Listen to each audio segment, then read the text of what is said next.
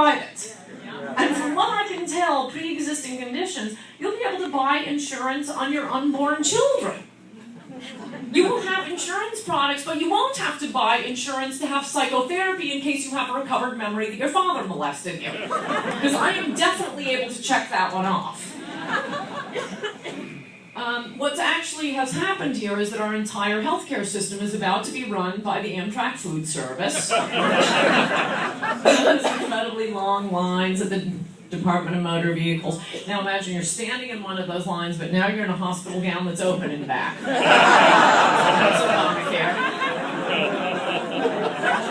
Even liberals want nothing more than to escape Obamacare. The Democrats, you'll notice, immediately gave waivers to 1,000 of their best friends. And as with all socialist systems, I promise you, Warren Buffett isn't going to be, he'll get great health care. Nancy Pelosi will get great health care. You know, so does Fidel Castro. It's the rest of us who are about to have our health care ruined forever.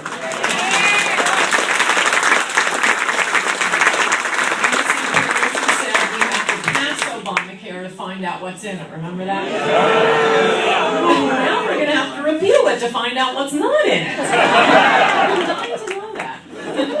Of course, Pelosi's point was once the government starts passing out treats and the private market for health insurance is destroyed, it's only half destroyed now, we'll never be able to go back. We'll never be able to remind people what it would be like. It's hard enough to explain to people now what a free market in health insurance would look like. You feel like you're talking to an old Soviet woman explaining how she'll get bread if the government doesn't provide it. Come and look at the supermarkets.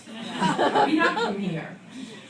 This was also the Democrats' idea with Medicare and Social Security, and now, even when they're about to go bankrupt, plans to reform them. We have Newt Gingrich calling it right-wing social engineering. That is what will happen with Obamacare. Even Republicans will not be able to run on planning to repeal Obamacare. It will just be how we'll make it bigger and better. Right. And the only thing the government will spend money on is not health care, but government workers distributing health care.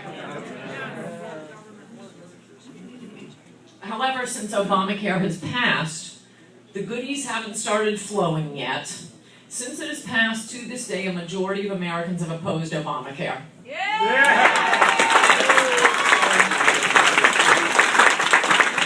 Obama has fulfilled his campaign promise to bring us all together, all need Obamacare. And although that's a fascinating image of George Bush driving the car into the ditch, I think most Americans have noticed that everyone's income has gone down. Their houses are worth less. According to a recent census report, the median family income in the U.S. is lower than it has been since 1995. The lowest the unemployment numbers were since Obama has taken office were the day he took office. How's he going to blame that on Bush? Now Obama's campaigning on extending the Bush tax cuts, but only for the middle class. And let me tell you, the 400 people who are still left in the middle class could not be happy.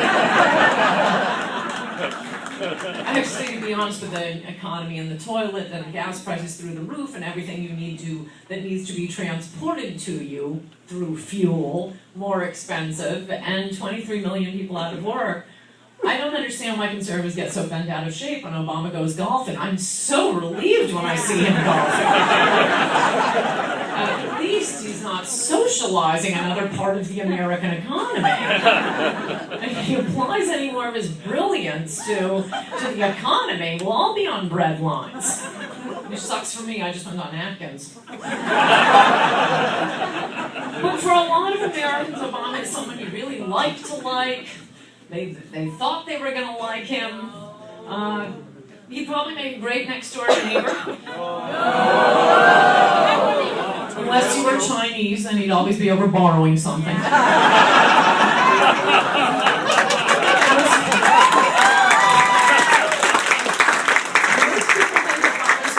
Everything except his policies.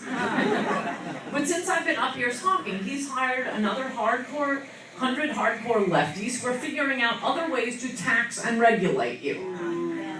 Instead of being honest brokers of the people's business, our Washington bureaucrats are more like the NFL replacement referees. so brilliantly said, except Obama only seems to pick losers. If Obamacare isn't repealed in the next few years, it never will be. People haven't started receiving their benefits, but this is the first step into 1,000 years of darkness, because once the United States is gone, there is nothing to replace it. We'll become some pathetic Western European country, except without an America out there to protect us. We'll fight! We'll fight. To conclude, before I take your questions, and I'll take questions until they hook me off the stage, and then we're going to do a book signing. I just thought, if I'm completely wrong, if I lose a lot of bets next Tuesday night, and Armageddon strikes, I thought I'd give you some silver linings.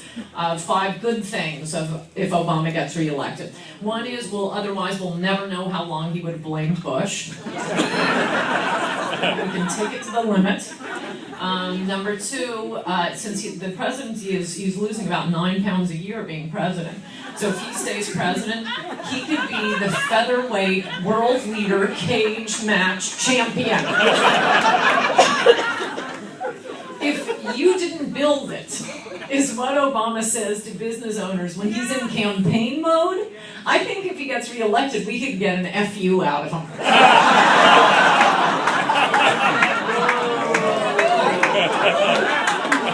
The New York Times is going to have to explain why it is the most racist country in the world keeps re-electing a half-black man. And finally, if Joe Biden is capable of being this much of a bonehead when they're running for re-election, imagine what he'll be like when his stupidity doesn't matter anymore. Thank you.